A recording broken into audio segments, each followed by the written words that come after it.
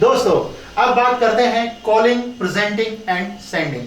किसी भी ओकेजन पर ये तीनों पॉइंट्स बहुत इंपॉर्टेंट होते हैं और इसकी हमें जानकारी होनी चाहिए कि हम कैसे किसी को कॉल करेंगे और जब वो व्यक्ति आ जाएगा स्टेज पे तो वो कैसे अपना प्रेजेंटेशन स्टार्ट करेगा और आप उसे कैसे जाने के लिए बोलेंगे।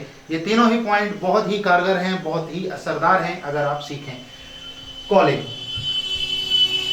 इन this series I would like to call mister, जो भी उस व्यक्ति का नाम है आप उसका नाम लेकर उसे बड़े ही आदर और सम्मान के साथ कॉल करेंगे।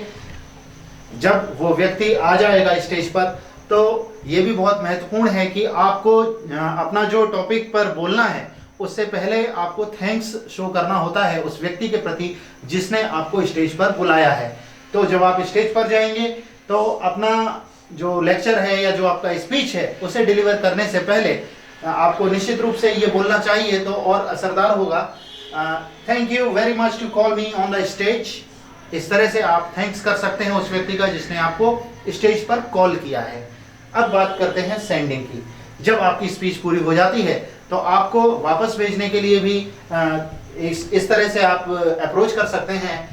Thank you very much to share your valuable opinion, thanks a lot. तो इस तरह से आप स्पीच खत्म होने के बाद वापस भेज सकते हैं उस व्यक्ति को। दोस्तों अब मैं आपके साथ शेयर करना चाहूंगा कुछ डायमंड टर्म्स जो कि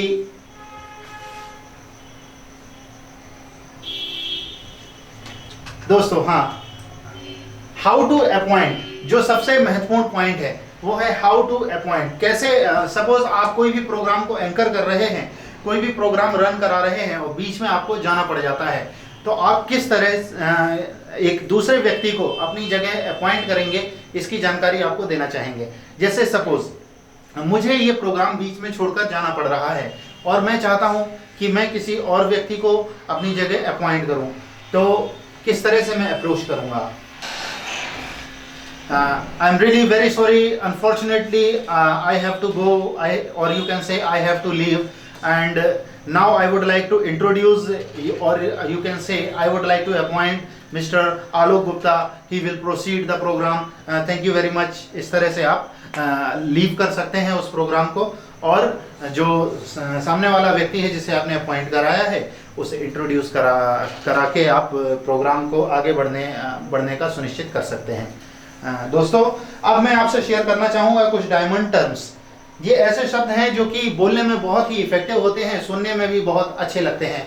इन शब्दों का यूज आप कर सकते हैं। जैसे कि मैंने अभी आपको बताया था हाउ आर यू या व्हाट्स गोइंग ऑन, इनके आपको आंसर दिए थे I am fine, I am good, it's going great. इनके स्थान पर आप इन एवरग्रीन वर्ड्स का भी यूज कर सकते हैं, लेकिन इन वर्ड्स का यूज करने के लिए एक सावधानी बरतना बहुत जरूरी है।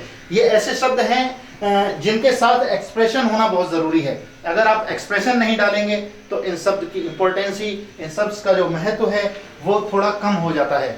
जैसे सपोज कोई आपसे कहता है how is life going on, तो आप कहेंगे इट्स फैंटास्टिक।